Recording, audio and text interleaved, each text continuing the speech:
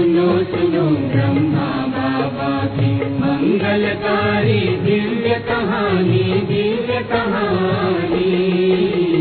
सुनो सुनो जिसको सुनकर अज्ञानी भी, जिसको सुनकर अज्ञानी भी बन जाता ज्ञानी। सुनो सुनो सुनो सुनो ब्रह्मा बाबा की मंगलकारी दिव्य कहानी, दिव्य कहानी। सुनो सुनो। ओम शांति। तुम्ही में ही सब कुछ देखा, एक में सब कुछ पाया। ये आप हम सबका भी प्रैक्टिकली अनुभव है। बाप में दादा, दादा में बाबा, मात में पिता, पिता में मात, ये हम सब ने पाया, देखा।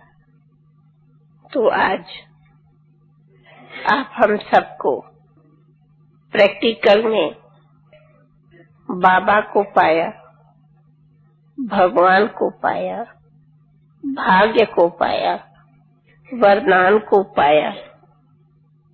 ये हम सबका प्रैक्टिकल में अनुभव है। हाँ, हर एक को अपना अपना यथाशक्ति होगा, परंतु अगर हम कहों तो हमारी भाषा में यथाशक्ति नहीं है। हमने तो कहा, हमने तो यथा रूप में पाया, जो है जैसा है वही हमने देखा, वही हमने पाया। जिसको बाबा भी कहते, मैं जो हूँ जैसा हूँ ऐसा मुझे जानो। तो हम कहेंगे बाबा ने आने से ही, न आने से, परंतु हम ऐसे कहों जब से शिव बाबा ने गुप्त अपनी प्रवेशता की, ऐसे ही हमारे व्यक्त में जान पहचान न होते भी अपने साथ हमें भी गुप्त रूप में खींची लिया। जैसे कहते हैं कि भक्तों के साथ भगवान आता, वैसे ही बाबा हम बच्चों के साथ साथ प्रत्यक्ष हुआ, अवतरित हुआ। भल व्यक्त में धीरे धीरे होते गए, परंतु सूक्ष्म अपने चुंबक ने अपनी कशिश चारों तरफ पहुंचाई दी। दिखाते हैं कि जब प्रजापिता ब्रह्मा ने यज्ञ रचा, या ब्रह्मा जो रचता गाया जाता रच, तो जब खुद ब्रह्मा आदि देव प्रत्यक्ष हुआ तो हम बच्चों को साथ साथ ले प्रत्यक्ष हुआ, अकेला नहीं हुआ। जैसे आप लोग झाड़ में देखेंगे कि झाड़ के जड़ में माता पिता और हम बच्चे बैठे हैं। तो जैसे बीज से आदि देव प्रकट हुआ, वैसे ही आदि देवी श्री सरस्वती अथवा हम सब, उनकी भुजाएं उनके मुख द्वारा प्रकट हुई। बाप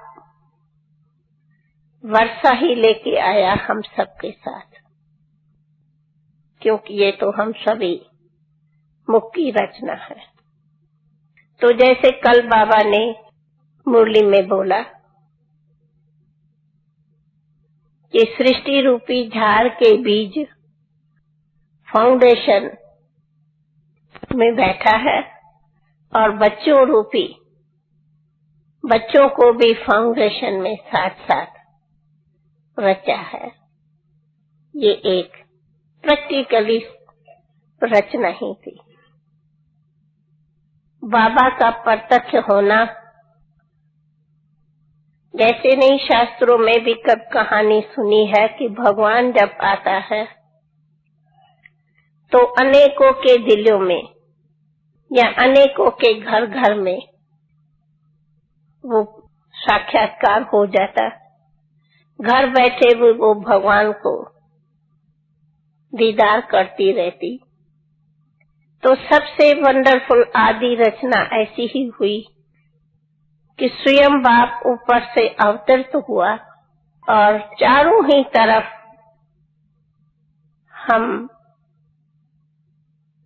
बच्चों को दिव्य दृष्टि कहो अथवा घर बैठे दीदार होते गए और खींच खींच के ऐसे आते गए जैसे कि कोई चुंबक खींचता जा रहा है और हम सब प्यारे बाप दादा की गोदी में उड़ते उड़ते पहुंच रहे हैं।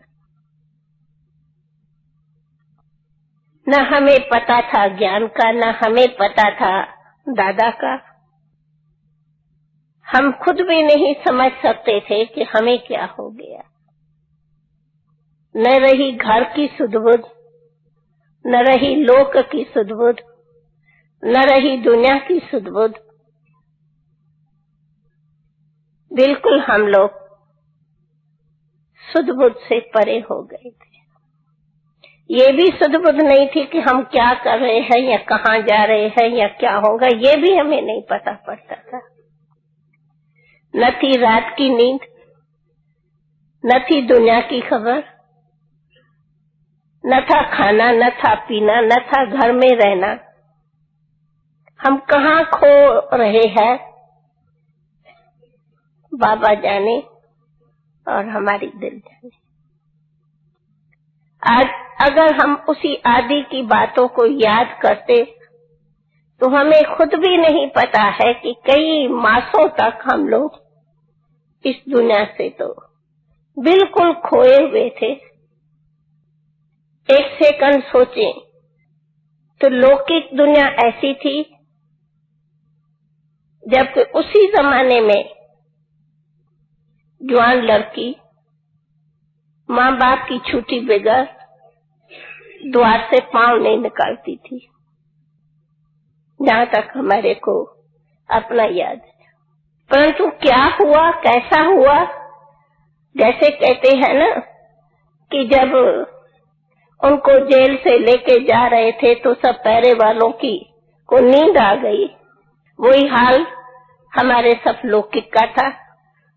तू सोए रहो, हम जाग रहे हैं, तुम बैठे रहो, हम उड़ के कहाँ जा रहे हैं। और हम ऐसे उड़ के जाते थे जो उन्हों को भी मुख को ताकत नहीं होती थी कुछ बोलने की। ये तो बांदेलियां वगैरह सब पीछे का चाल है, लेकिन जब दिव्य चक्षु विधाता ने, वरदाता ने हमें सबको उड़ाया, तब हम उनकी जादूगरी में थे। हम कौन है ये भी हमें पता नहीं, न था स्कूल का पता, न था पढ़ने का पता, जबकि बहुत हमको लौकिक पढ़ाई पढ़ने का शौक था, पर कहाँ वो उड़ गई हमें पता नहीं। तो कहेंगे कि भगवान ने आदि से ही अपने भाग्य बांटने के लिए, वरदान देने लिए खुद खींचा, खुद बुलाया, खुद हमें टच किया।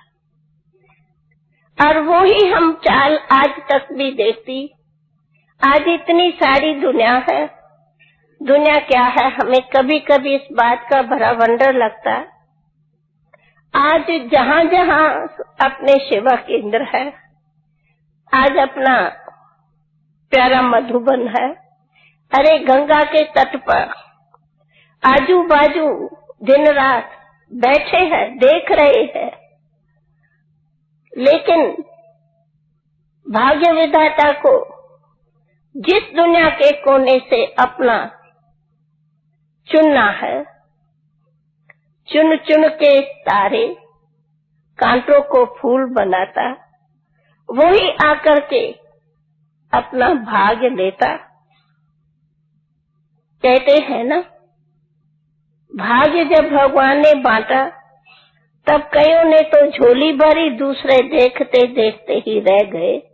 वो आजू बाजू वाले देख रहे हैं, लेकिन उन्हों की बुद्धि समझ ही नहीं पाती कि आखिर ये लोग किसके पीछे पागल है।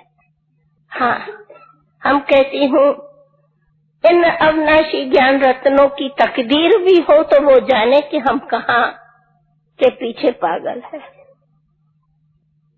उन्हों को ये नसीब भी होना। कभी कहते हैं कि भाई भगवान की भी तो मेहर होनी चाहिए। भल हम कई बार कहती हूँ नहीं, उन्हों को कोई कहते तो हम कहती हूँ नहीं, अपना पुरुषार्थ अपना संकल्प भी चाहिए।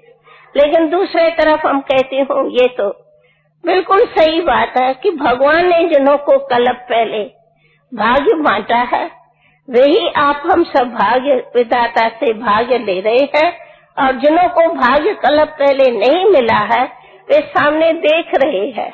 उन्हों के आगे ज्ञान रत्नों की थालियां भर के रखते भी है, तो भी वो कहते हैं ना कि अनारी क्या जाने रत्नों से, वो तो गुलेला समझ के फेंकता, वो ऐसे ही गुलेले समझ के फेंकते हैं।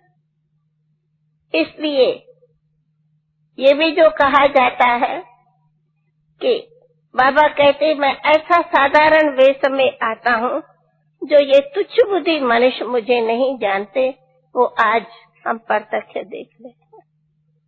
अभी भी दुनिया को पता ही नहीं पड़ता है कि हम सभी का बाप हमें सबको अपने नई दुनिया में ले चलने आया है। एक दिन ये महावाक्य भी जो हम सब जानते हैं वो सिद्ध होते भी जा रहे हैं, हो जाएंगे। भल कईयों देखते भी है, कईयों को देश विदेश में साक्षात्कार भी हो रहे हैं, लेकिन फिर भी कहा ही है बिरला ही कोई जानता। तो सही बात है, बिरला ही कोई लेगा, सब कैसे लेगा, सब लेवे तो भीड़ हो जाए। कई पूछते हैं बाबा, तो मैं अपने पर्सनल में तो ये कहूंगी, मुझे जन्म ही वरदान से मिला है। घर बैठे बाबा ने बुलाया, घर बैठे ही बाबा ने, ये भी एक वंडर है, बुलाया स्वयं बाबा ने। हम आई बाबा के पास, बाबा की ही प्रेरणा से हमें इस बेहद सेवा के लिए समर्पण होने की स्वयं प्रेरणा दी। सेकंड में समर्पण हो गई। और ये भी है कि बाबा ने जब इस यज्ञ की रचना की, भल कहा तो वंदे मातरम है, फिर उस टाइम भाई भी थोड़े थोड़े आए, लेकिन हम कभी हिस्ट्री में देखती, फिर भी कार्य बाबा ने आदि शुरू कराया, माताओं से भी कराया, लेकिन रखा आगे फिर भी कन्याओं को। नंबर पहली हमारी मीठी मीठी जगदम्बा माँ। जैसे कि यज्ञ की स्थापना में पहले कुमारियों को ही विशेष आगे पाठ दिया, और साथ साथ माताओं को भी, जैसे कि हमारी दीदी आज दादी सब देखते हैं। निमित्त कैसे बोर्डिंग चालू की, और बोर्डिंग चालू करके बाबा ने युक्ति से हम सब को एक सेकंड में समर्पण करा दिया। हमें ये नहीं खबर थी कि हम कोई समर्पण होने जा रही हूँ, या फिर वो दिन के बाद हमें कोई लोग के घर में आना ही नहीं है। न तो पता था लोग के घर, न ये खबर थी कि आना होगा या न आना होगा। दोनों सवालों से हम परे थे, ये क्वेश्चन भी नहीं उठा। आज तो कहना पड़ता फिर तुम्हारा क्या फैसला है। लेकिन बाबा ने ये पूछा ही नहीं कि तुम्हारे जीवन का क्या फैसला है, ये हमसे तो नहीं पूछा। हाँ, कभी किसी को बोला होगा कि पीतांबरी से शादी करेंगे, लेकिन मुझे तो कभी पूछा भी नहीं। मेरे अनुभव में तो आर्डर था, बेटी तुम तो हो ही श्री कृष्ण की। तो उस टाइम तो श्री कृष्ण या से वो हम कहते थे। मेरे से तो ये नहीं पूछा कि तुम्हारा क्या फैसला है या तू किससे शादी करेंगी, नहीं। बाबा तो सदैव ऐसे जैसे मेरी जन्म पत्री को अच्छी तरह जानता था और कहता था ये तुम्हें करना है, अब ये बोर्डिंग है, तुम्हें आकर के संभालनी है। कोई मुझे अक्ल था क्या संभालने का? या कभी संभाला था? अपनी जीवन उस टाइम तो स्कूल की लाइफ थी। ये भी नहीं पूछा कि स्कूल पर आगे पढ़ाई करनी है या छोड़नी है, नहीं छोड़नी है, अच्छा छोड़ देते। ये भी नहीं कहता कि लौकिक से पूछो, नहीं, हाँ बस तुम्हें ये करना है, हाँ हो जाए। बाबा कहा और हो जाता था। हम भी कैसे कहूँ, क्यों पूछे? हमने तो देखा जब भी जो बाबा ने कहा वो हो जाता था। न कभी पूछता था कि ये करेंगी, नहीं। हमारे अनुभव में करेंगी कभी बाबा पूछा ही नहीं। ये करना है, हाँ। हर टाइम हमारे सामने एक ही अनुभव है, बाबा ऑर्डर करता था, बोर्डिंग में आके रहना है, हाँ। ये बोर्डिंग में इतना साल बढ़ाना है, हाँ। हैदराबाद से कराची में आना है, हाँ। हो बस बाबा कहता था और हो जाता था। अरे बड़ी युक्ति से हमारे को हैदराबाद से कराची में मंगाया। शायद कभी कहानी वो सुनी हो। हम लोग तो छोटे छोटे बच्चों के साथ बोर्डिंग में थी हैदराबाद में। तो एक दिन कहा 1 मास के लिए सब बच्चों को लेकर के घुमाने कराची में आओ। हमें क्या पता कि उसके लिए बाबा क्या प्रबंध करेगा, वो बाबा जाने, हमें क्या। अच्छा, हम सब अपना स्कूल लेके पहुंच गए। हमारे साथ में, मैं नहीं समझती हूँ, गुलजार बहन तो उस टाइम थी, कोई हमारी भी कोई उम्र भरी नहीं थी, हमें भी पता नहीं। कहते हैं कि तुम इन्हों को पढ़ाने वाली टीचर हो, पर मेरी उम्र कितनी थी? मेरी उम्र तो 15 ही बरस थी कि मैं कोई बड़ी थोड़ी थी। लेकिन 15 बरस वाली संभालती थी 10 वर्ष वालों को। हमें क्या पता है कैसे संभाला जाता। लेकिन पालना भी सिखाई तो संभालना भी सिखाया, पढ़ाना भी सिखाया, सब कुछ गाइड करता था। और ऐसा गाइड करता था जैसे कि हम परे पढ़ाए हैं। ये भी नहीं लगता था कैसा। तो हमारे को तो सब ऐसे लगते हैं, वो आती है ना कि वो खुद जेल के द्वारे खुल गए, पढ़ा दिया, इशारा दे दिया, हाँ समझ लिए, पढ़ लिए, ये करना है, ये हाँ होना है, सब कुछ हुए परे है। वो चरित्र हम प्रैक्टिकल देखते थे। क्यों इतना जरूर था? खैर मैं ध्यान में नहीं गई, परंतु हाँ साक्षात्कार जरूर करती थी। इनों की तरह गुम नहीं हो जाती थी, परंतु हाँ मैं अनेक बाबा साक्षात्कार जरूर कराता था। कई समय तक मेरा अनुभव ये है, मैं कभी बाबा को बाबा देखा ही नहीं। जब जाऊं सामने, मेरे सामने श्री कृष्ण के सिवाय कभी मैं दादा देखती ही नहीं थी। कई समय तक मैं बात कर रही हूँ, बाबा मुझे बाबा डायरेक्शन दे रहा है, मुझे बाबा ये करा रहा है, बताए नहीं, सारी बोर्डिंग सारा सब कुछ था, वो भरी हिस्ट्री सब कुछ तैयारी कराई। पर मैं बाबा को जब सामने देखूंगी तो मैं कभी कृष्ण के सिवाय का बाबा देखती ही नहीं थी, कई समय तक। अब बताओ, जो सामने देख ही रहा है श्री कृष्ण, उनकी जीवन का आगे क्या सब कुछ होगा, उनसे आप समझ सकते। अब मेरे सामने श्री कृष्ण है और वो कह रहा है तुम ये करो वो करो, मैं ज्ञान भी उनसे सुन रही हूँ, डायरेक्शन भी उनसे ले रही हूँ। तो मैंने तो बाबा को दादा रूप में देखा ही नहीं कितने समय तक, जब के काम मैं कोई ध्यान में नहीं थी, पहले मैं जानती भी नहीं थी। बड़े आपस में जानते हैं हम लोग छोटे। तो लाल जी का जो बाबा मिसाल देते हैं, भाई सत्संग एक होता है, पर कौन है क्या हम नहीं जानते। तो कहने का मतलब कि बताया कि मैं समझती हूँ कि ऐसी स्थिति में मैं करीब साल 1.5 साल होंगी कि मैं कभी आंखों से बाबा को कृष्ण के तरह कभी देखा हो। जब सामने आऊंगी वही बोलता है, वही देखता है, वही कह रहा है, उनका ही सब सुन रही हूँ। और हम जैसे मस्तानी गोपियां होती है वैसे ही। और घर में आओ न कहा, न खाने की सुध, न कुछ नहीं, न नींद की होती थी। खैर तो बाबा ने ही हमें उसी स्थापना के लिए आदि में बोर्डिंग में निमित्त बनाया और वहां से कराची बुलाया। और जहाँ तक मेरा अनुभव है, शायद मेरे साथी भी सब जानते होंगे, सबको हर एक को अपना अपना बहुत विशेष वरदान है, इसमें कोई शक नहीं। पर हम तो अपने को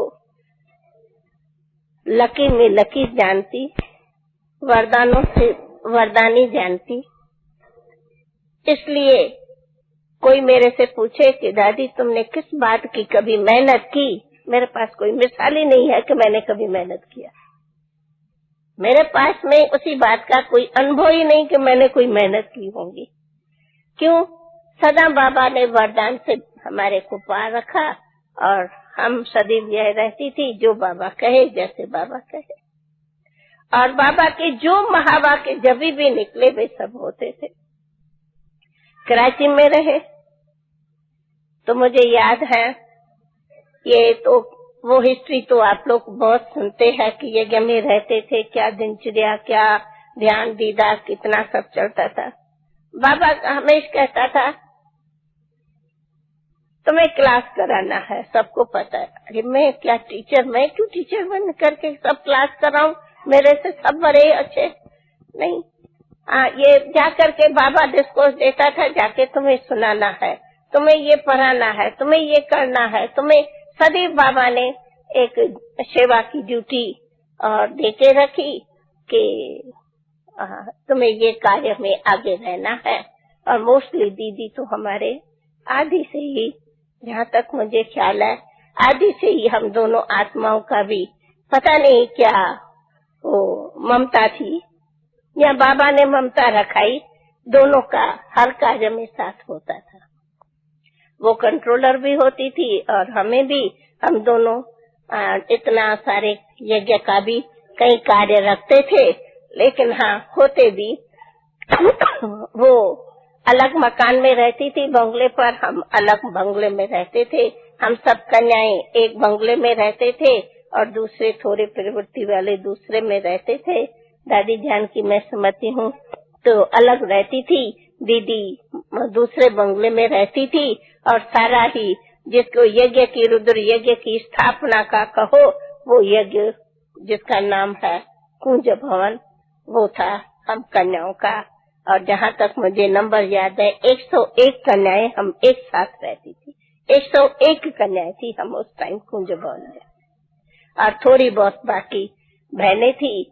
और सारी यज्ञ का जो भी कार्य व्यवहार था वो उसी कुंज भवन से होता था और उसी कार्य में सदा बाबा आगे रखता था, चलाना सिखाना सब कुछ। बाबा कहता था ये लेख लिखो, हमें क्या अकल लेख लिखने का। बाबा कुछ लिख के देता था, कहता था इसको छपाना है, इसको करेक्ट करो, हमें क्या पता है करेक्शन क्या होती है, हम कोई पढ़ी लिखी क्या। लेकिन जो पढ़ी लिखी तो बाबा वो सब भेज देता था और हम बैठ करके वो लेख लिखते थे, जो आता था, जितना आता था। कभी कहेगा लिटरेचर लिखो, कभी कहेगा लेख लिखो, कभी कहेगा भाषण लिखो, कभी कहेगा करेक्शन करो। और बाबा बड़ी अच्छी शायद युक्ति हम सबको भाषण सिखाने की होती थी। बाबा कुछ न कुछ 5 लिख के भेज देता था, कहेगा आज ये क्लास में तुम वाणी चलाओ। और हम ऐसा ही बाबा ने हमें लिख लिख के देके और हमारा मुख चलाया और हमें भाषण जो भी तोतली भाषा में आता था तो बोल देते थे। आधी हिंदी आती थी, आधी हिंदी बोलने भी नहीं आती थी, फिर भी सिखा दिया। सिखा सिखा के आज बाबा ने ये। बीच में एक और दूसरी बात वंडरफुल सुनाऊं। आप लोग ने सुना है कि हम लोग का बेगरी पाठ हुआ। बाबा कहते थे कि बच्चे, समय आएगा तुम लोग को देश विदेश में भी जाना पड़ेगा। तो एक दिन हम कलकत्ता में थी। कैसे पहुंची, हर एक बात का लंबा सार है। हम कलकत्ता में थी, अभी नया नया निमंत्रण मिला था। पहला कुंभ का मेला मेरा ख्याल 50, इलाहाबाद में 54 का मेला था। तो वहां मेले के बाद में हम गई कलकत्ता। निमंत्रण मिला था एक 15-20 दिन के लिए, कोई मारवाड़ी ने निमंत्रण दिया था। तो हम वहां निमंत्रण पर गई थी और हमें पता था यहाँ तो हम थोड़ा ही दिन है और टेम्पररी थोड़ा कुछ सर्विस जहाँ तक यथाशक्ति कर रहे थे। तो उसी में एक ऐसा भी स्टूडेंट आता था जिसका थोड़ा वो था, वो जैसे एजेंट होते हैं ना विदेश का, वैसे ही। तो बाबा ने अचानक, एक पार्टी थी जिनको निमंत्रण मिला, दीदी, गंगे बहन आदि, उनसे पहले निमंत्रण मिला हरिद्वार में कोई ये स्वामी शिवानंद के तरफ से कोई कॉन्फ्रेंस थी, उसमें निमंत्रण मिला। अच्छा, बाबा ने किसी को कहा निमंत्रण मिले, गए और वहां भाषण दिया। तो अब बाबा की ये तो महावाक्य आदि रहते थे कि बच्चे तुम्हारे ही बाणों से इनों का भी कल्याण होगा। परंतु उस टाइम का हमारा भाषण नशा अपना अपना था। धीरे धीरे अपने को उस बातों की भी अनुभव प्रैक्टिस होती गई है। तो वहाँ उस भाषण से फिर ये निमंत्रण मिला कि एक जापान में वर्ल्ड कॉन्फ्रेंस है, वर्ल्ड रिलीजियस कॉन्फ्रेंस। तो उसी में निमंत्रण मिला कि कोई एक आ सकती है, कोई वहाँ के ही कोई किसी ने साधु ने दिया। अब मैं कलकत्ता हूँ, तो वो निमंत्रण बाबा के पास पहुँचा, मुझे पता नहीं। तो बाबा ने मुझे कलकत्ते में लिखा कि तुम्हें जापान जाना है। मेरा तो बात ही गुम हो गया, मैं जापान में क्यों जाऊंगी। तो खैर पहले चिट्ठी आई कि आप जल्दी पासपोर्ट तैयार करो, तेरे को जापान जाना है और वहाँ वर्ल्ड रिलीजियस कॉन्फ्रेंस से निमंत्रण है और तुम्हें वहाँ भाषण करना है। अरे मैं कोई इंग्लिश जानती हूँ और जापान में जाए, पहले तो मेरी टांगे ही हिलने लगी सुनते ही। खैर तो बाबा देखो कार्य कराता। तो वो एक अभी नया नया कोई आया था, तो पता नहीं उनसे कैसे मैंने बात की कि बाबा कहता है कि तुम्हें पासपोर्ट तैयार करना है, जापान जाना है, क्या होगा। थोड़ी जरूर बाबा कहा, बस इतनी बात ही, पर मेरे दिमाग में तो कुछ आवे नहीं। और कोई दूसरे भी थे नहीं, कोई हमारे साथ में अभी नई हम वहां पर गई थी। तो उसने कहा बिल्कुल ठीक है, मेरे को नाम दियो, मैं तुमको तुरंत पासपोर्ट देता हूँ, सब कुछ निकाल के देता हूँ। क्या ये बस वो मेरे से सब सही करा के कागज लेकर के चले गए और कहा तो पासपोर्ट में हम तुमको सब लिख करके देते हैं और तैयार होता है और तुम तैयारी करो। अच्छा तैयारी करूं, फिर टिकट, ये तो मेरे को समझ में नहीं है, टिकट कहाँ से लाएंगे हम। और मुझे ये पता है कि बिल्कुल बेगरी बात है, बाबा ने कहा है तुम्हें जापान जाना है। भाई पूछा टिकट कितनी, तो पता नहीं मुझे उस टाइम में बताया कि स्टीमर से जाएंगे, प्लेन से। अच्छा तो कहा तो हम कोशिश करते हैं कि आपको बिल्कुल कंसेशन की टिकट मिले क्योंकि रिलीजियस है। तो वो भी बहुत पुरुषार्थ किया। तो मुझे जहाँ तक याद है कि उसी टाइम में टिकट थी शायद 3000 रुपए की, उसी टाइम का रुपया 3000, और हमें मिली 1100 में। अच्छा 1100 की भी मिली, बताया तो सही, लेकिन कौन जाएगा, दूसरा कौन। तो हमने तुरंत बाबा को लिखा, बाबा आपने लिखा है कि जापान जाएंगे, जो आ गया। तो मैं कैसे जाऊंगी बाबा, थोड़ा थोड़ा घबरा के तो लिखा, आपने लिखा है तो ठीक है, अच्छा मैं रूबरू आ रही हूँ। तो इसी बीच में मैंने उनको पासपोर्ट वगैरह दिया, तो उसने सब कुछ तैयारी की और मुझे 3 दिन में कहा सब मिल जाएगा, अब आप बताओ किस तारीख। तो उसी पासपोर्ट में उनकी कॉन्फ्रेंस तो जल्दी ही थी, तो मैंने कहा अच्छा मैं पहले अबू तो होके आऊं और मैं फिर ये तारीख में जाना पड़ेगा, आप तैयारी करो।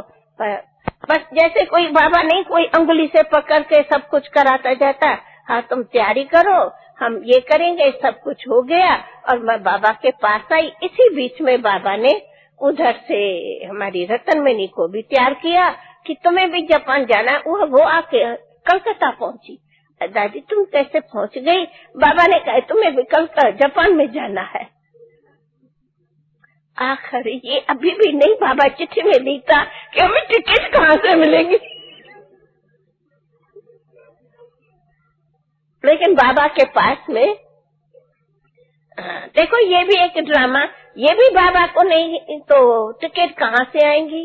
बाबा को तो बस बाबा ने प्रेरणा दे दिया जरूर कोई हो जाएगा। ऐसे ही मैं कहूंगी कि जैसे नहीं कोई हो जाएगा, था तो बिल्कुल बेघरी पाठ। हमारे पास कलकत्ता में तो कोई ऐसा पैसा वैसा नहीं था। खैर हो जाएगा, बस बाबा ने कहा है हो जाएगा। सच पच गुप्त एक बाबा का ऐसा बच्चा था, उसने कहा हम 3 की टिकट देते, आप 3 जाओ। ये भी एक वंदन है।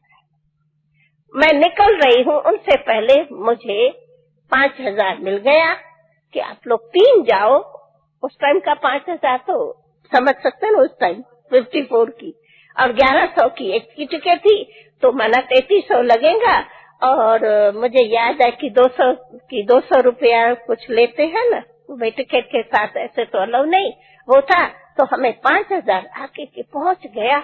ये आप लोगों 3 जाओ, 3 के टिकट के लिए ये 5000 है। मैंने कहा वाह बाबा ये आपका ड्रामा। अब पूछ दिया खुश हो गए तो खुश ना हो गए तो क्या हो गए। अब कैसे 5000 पहुंच गया मैं जानती थी यार। दादी कभी हम खुश होते हैं?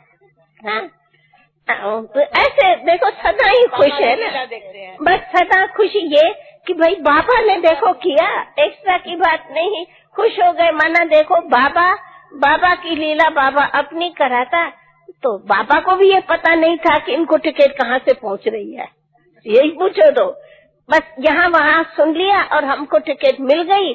उसने भी बाबा को लिखा, मैंने भी बाबा को लिखा कि बाबा मैं आ रही हूँ, टिकट का हो गया है और सब कुछ हो रहा है, मैं आ रही हूँ।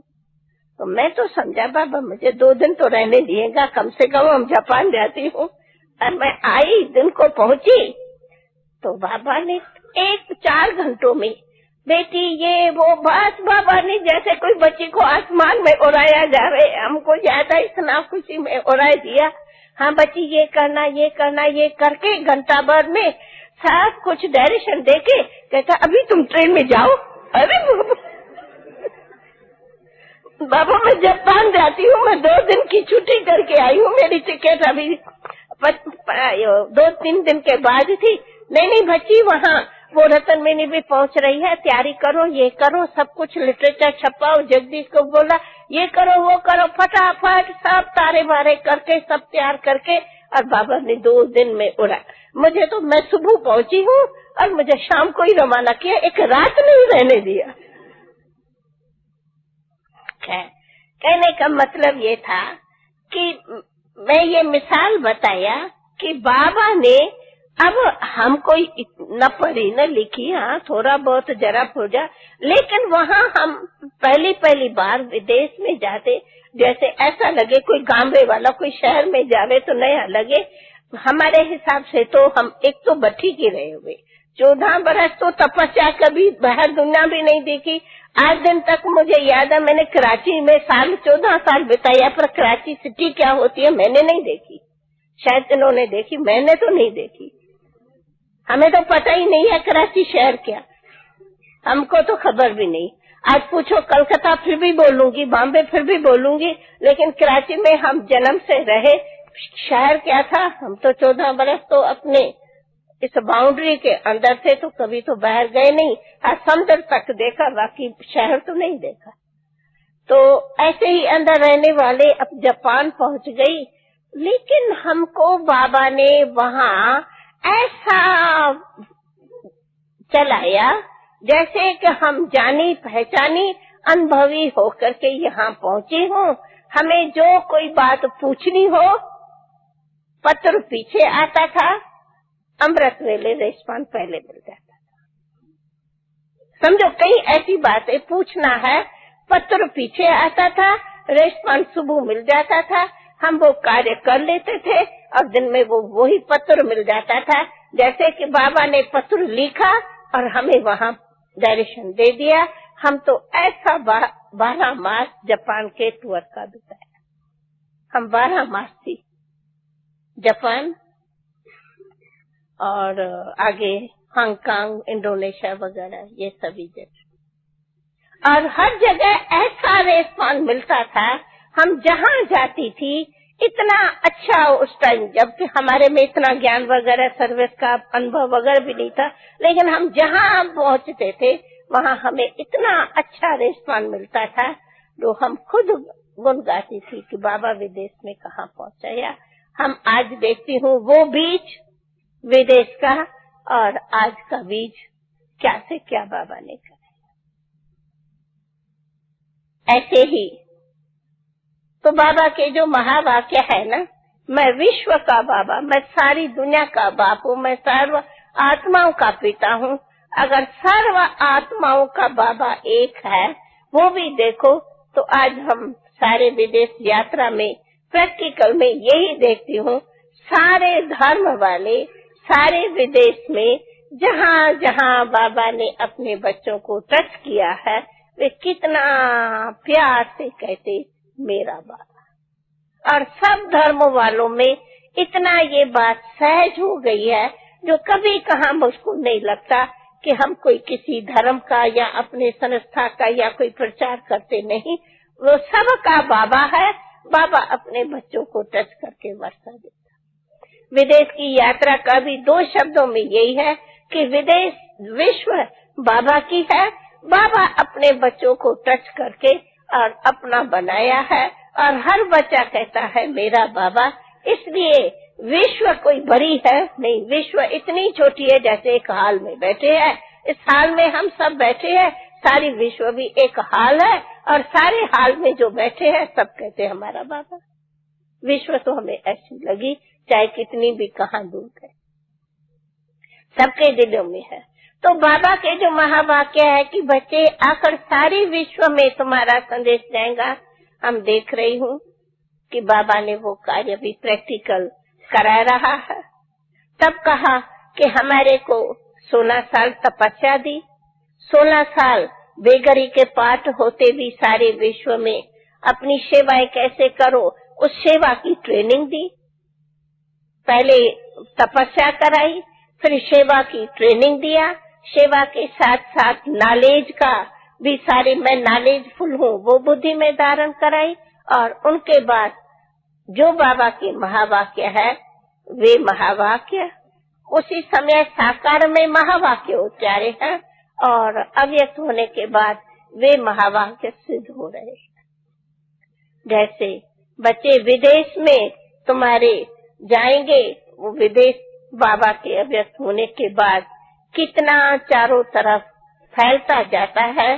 जब हम सारे विदेश का चक्कर लगाया, विदेशी आते हैं, मैं कहती हूँ यही है बाबा कैसे चारों कोनों से सबको खींच के बुला रहे हैं। क्या ये खुद आते हैं? नहीं, इनों के पीछे बाबा है, बाबा उन्हों को बुलाता है और वो बाबा के पीछे दौड़ते आते हैं। ऐसे ही बाबा के महावाक्य है कि ये धर्म नेताएं भी आएंगे। हम कहती हूँ महावाक्य भी सिद्ध हो रहे हैं। आज वे धर्म नेताएं भी आपे ही इस सारी धरनी पर आ रहे हैं। फिर बाबा कहते ये राजनेताएं तो हमें आए, ये कॉन्फ्रेंस ने भी ड्रामा में ऐसा कोई बाबा का बेहद का आवाज देख रहे हैं कराए। अगले कॉन्फ्रेंस में राष्ट्रपति आए तो सही, नहीं तो वैसे किस तरह के ये लोग पहुंचे। और आज भी हम देख रहे हैं कि हाँ बाबा के इस अल्लाह की भूमि पर अब्बा के घर में ये भी सभी राजनेताएं भी आ रहे हैं। तो अपना आप सबको पता मिल गया होगा कि अपना उपराष्ट्रपति भी 10 तारीख कॉन्फ्रेंस के ओपनिंग पर पहुंच रहा है। ये आप सबको न्यूज मिल गई होगी। और तालियां भी नहीं बजाई।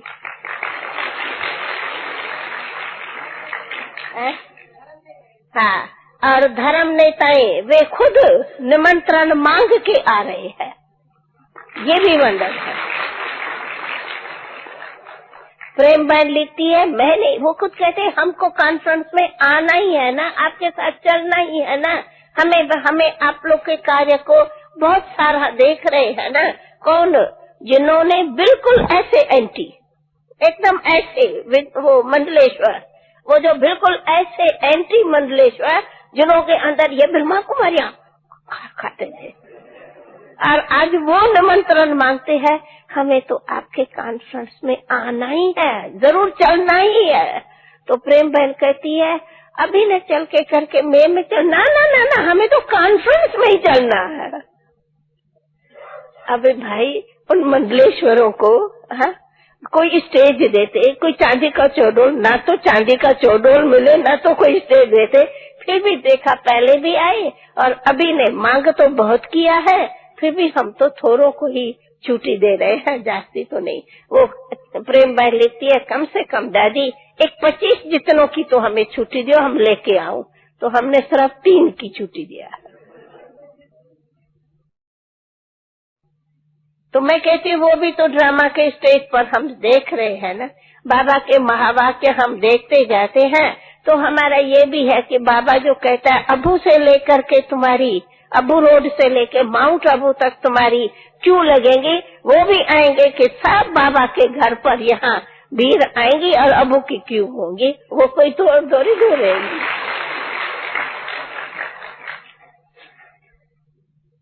हाँ, कभी जब हमारे को याद है, जब साकार बाबा के सामने हमारे कितने सेंटर थे, मैं समझती हूँ 100 खन भी मत थे, 100 भी नहीं, 125 खन होंगे, 100 भी नहीं थे, और जास्ती में जास्ती 15-16 हजार खन होंगे इधर उधर चारों तरफ।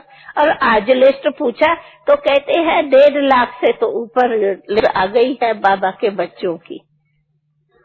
अब बताओ, अगर हम छुट्टी ही देवे 1.5 लाखों की, हाँ आओ बाबा से मिलने, तो बिठाए कहाँ, रखे कहाँ, न बिठाने न रखने की, पहले तो बाबा लाइन में कितना मिलेगा। हाँ? तो कहते हैं ये हाल भी छोटा हो जाएगा। मैंने कहा हाँ कोई बात नहीं, छोटा होगा तो पहाड़ तोड़ते जाएंगे, कोई बड़ी बात है।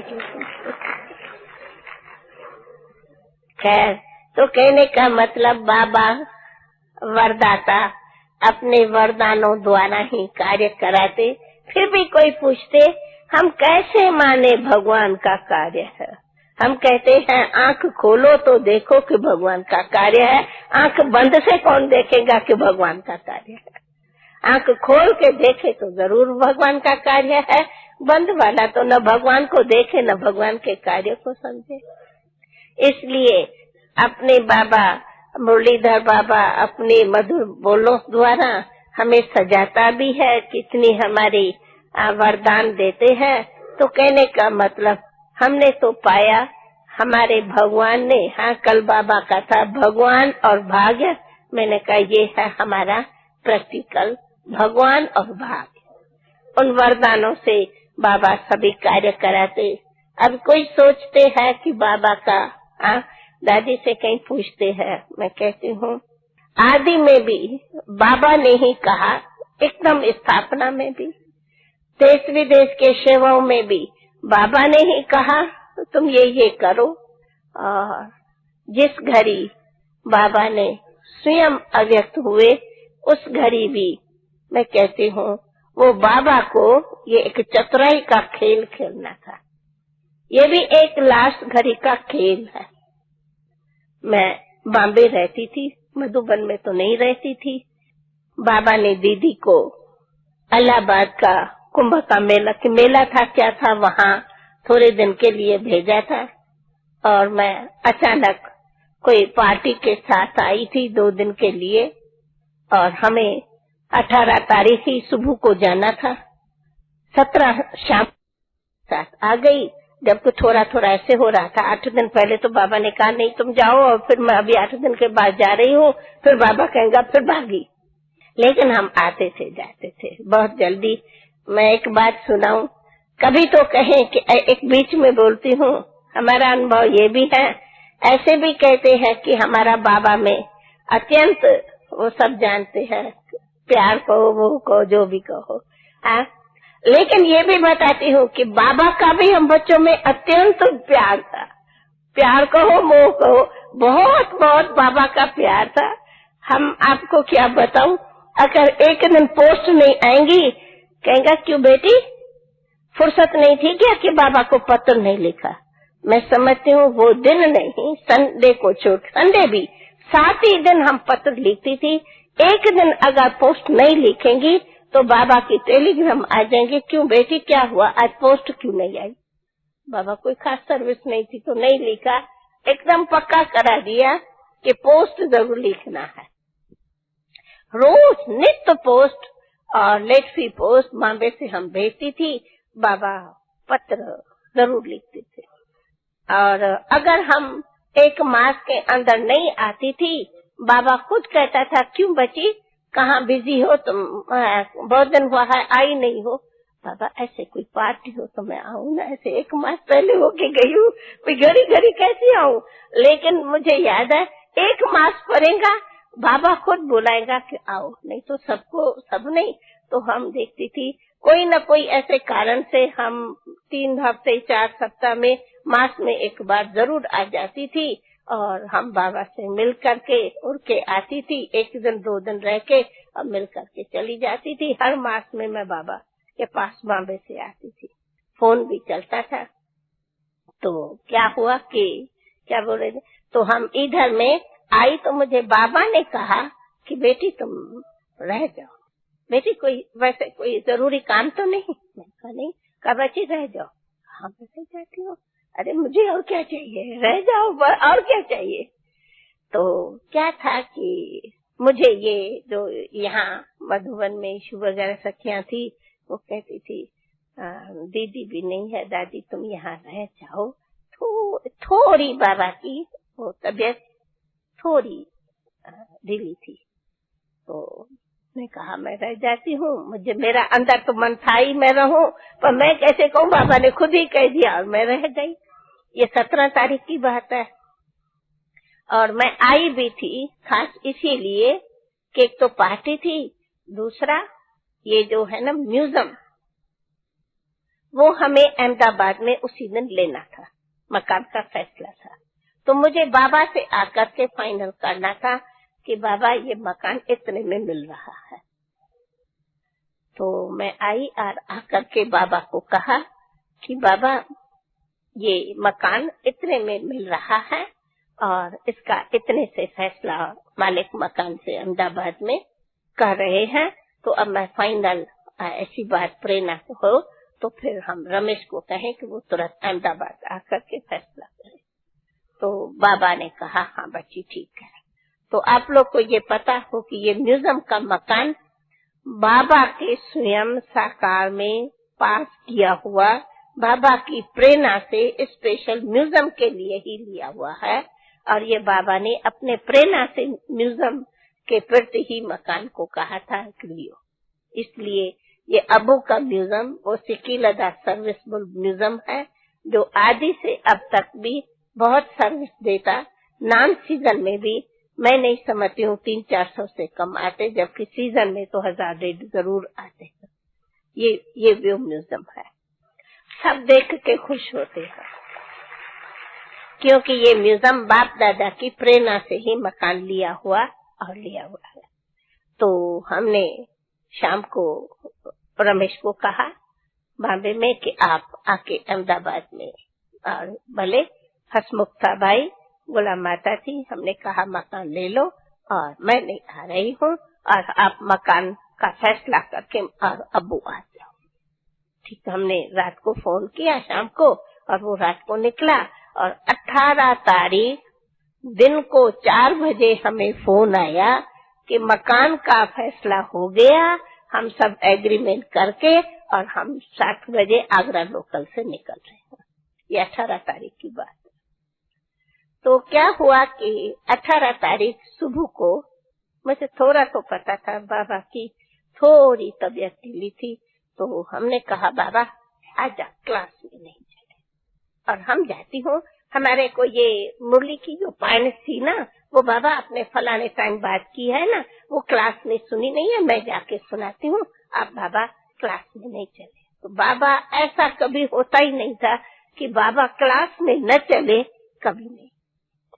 परंतु हमने कहा बाबा आज करके थोड़ा रेस्ट करो, और अंदरूनी हमारा मन था मैं डॉक्टर को बुलाऊं, मैं अपनी बात सुनाऊं। तो मैं धीरे से कहा, मैंने कहा बाबा तो डॉक्टर को करके चक्कर लगा के जाएगा। नहीं नहीं नहीं नहीं, डॉक्टर को नहीं बुलाना है, मैं बिल्कुल ठीक हूँ, मैं बिल्कुल ओके हूँ। बाबा डॉक्टर देख के जाएगा तो क्या होगा? ना ना ना ना ना ना। तो एक बाबा नहीं बुलाने दिया, ठीक है, नहीं, अब बाबा की प्रेरणा नहीं, हम तो बुला नहीं सकते।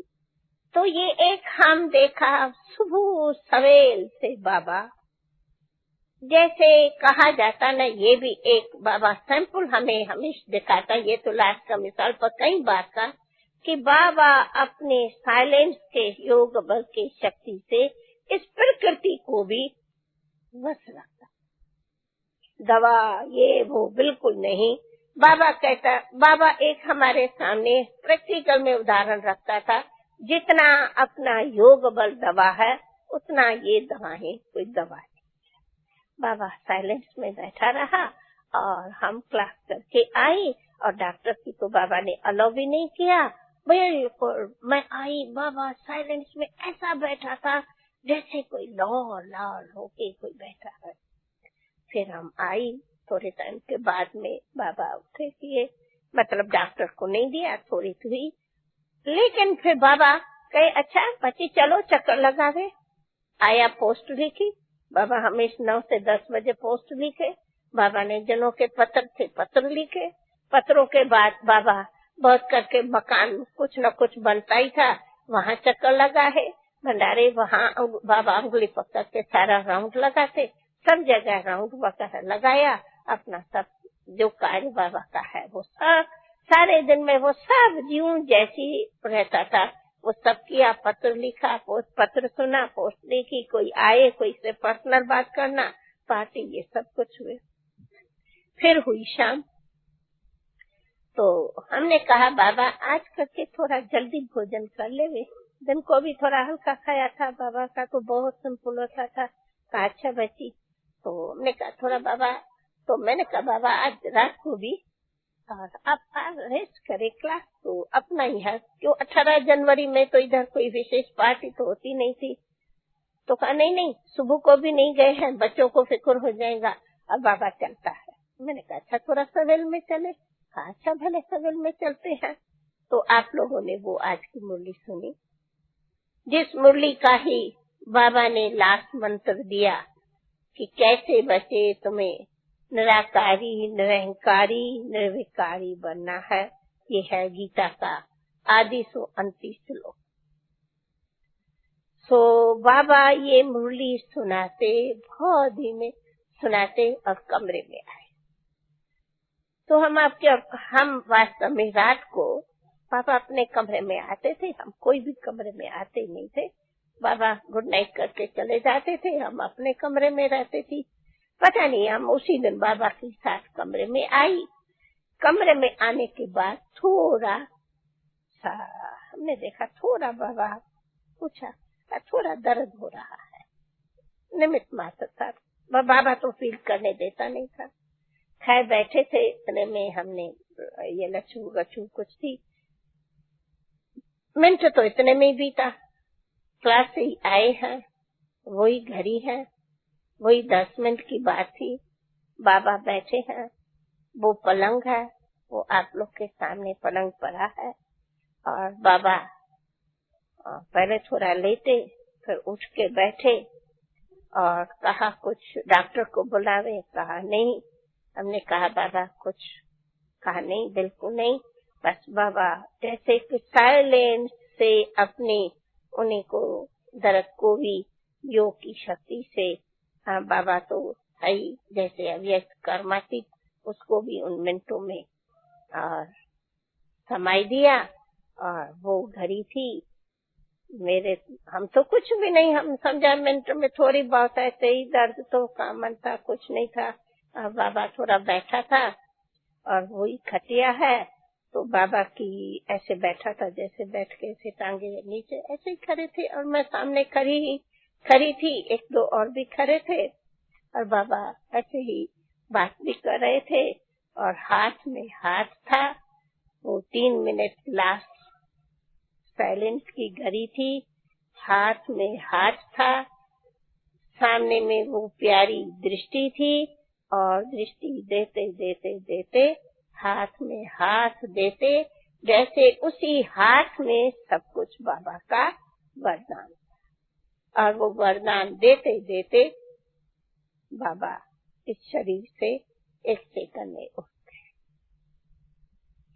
क्या हुआ हमें बताइए, हम समझा ही नहीं क्या हुआ। बीच में हमने कहा कोई डॉक्टर आवे, और बाबा तो कहता ही नहीं था तो हम तो डॉक्टर छोड़ दिया। इसी बीच में पता नहीं विश्वरतन या कौन वो डॉक्टर को थोड़ा समझा, ऐसे अपने से करने गया, डॉक्टर तो पहुंचा भी नहीं और बाबा तो हाथ में ही हाथ, कितनी देरी तक वो हाथ में हाथ था और नैनों के सामने नैन खुले हुए नैनों से नैनों में नैनों की रूहानी शक्ति बाबा वरदान में देता रहा, देते देते देते और बाबा वतन उड़ गए। रियली पूछो, मुझे भी वतन ले गए, मुझे सेकंड मात्र भी फील नहीं हुआ ये क्या हुआ। खैर हम खड़ी थी, इतने में समझो ये 5, 4, 7 मिनट बीत गया। मेरा ख्याल है थोड़े कुछ मिनटों के बाद डॉक्टर पहुंचा। मैं समझती हूँ 10 मिनट निकल गया होगा। डॉक्टर पहुंचा तो डॉक्टर ने, जैसे वो निमित्त मात्र बताते हैं कि कोशिश तो करते, परंतु डॉक्टर ने तो कहा कि आत्मा तो, वो तो अपनी भाषा से कहेंगे भाई शरीर नहीं। ठीक, ओके। डॉक्टर ऐसे देखते रहे, कहा अच्छा ओके। हमने कहा मुझे ये भी नहीं समझ में आया ये क्या हुआ, हम खुद भी नहीं सोच सकी ये क्या हो गया, पर जो पूछते थे हम कहती थी ड्रामा, बाबा तो हमारा साथ है, ड्रामा की भाभी बाबा तो हमारा साथ है। क्यों ये मैं शब्द बोलती रहती थी हमें पता है नहीं, तो कोई सेकंड के लिए कोई फील हो, कोई कुछ हो कि क्या हो, कोई बात कुछ भी नहीं हुआ फील। और हमने आकर के उठा के फोन किया, सब पहुंच जाओ।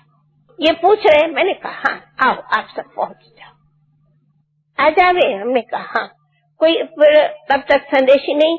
अच्छा हमने कहा और तब तक हम कुछ भी नहीं करेंगे, आप सब पहुंच जाओ।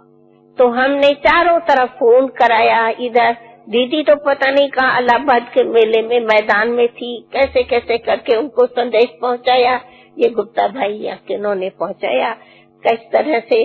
और तो बस सब देखो और पहुंच ही गए, और पहुंचते पहुंचते 2 दिन कैसे बीता वो तो देख लिया। और रमेश भाई वो सब करके रात को निकले, उनको तो यहाँ बस स्टैंड पर खबर पड़ी, क्योंकि वो तो रात को निकल ही गए थे मकान का करके, मकान का वही दिन था।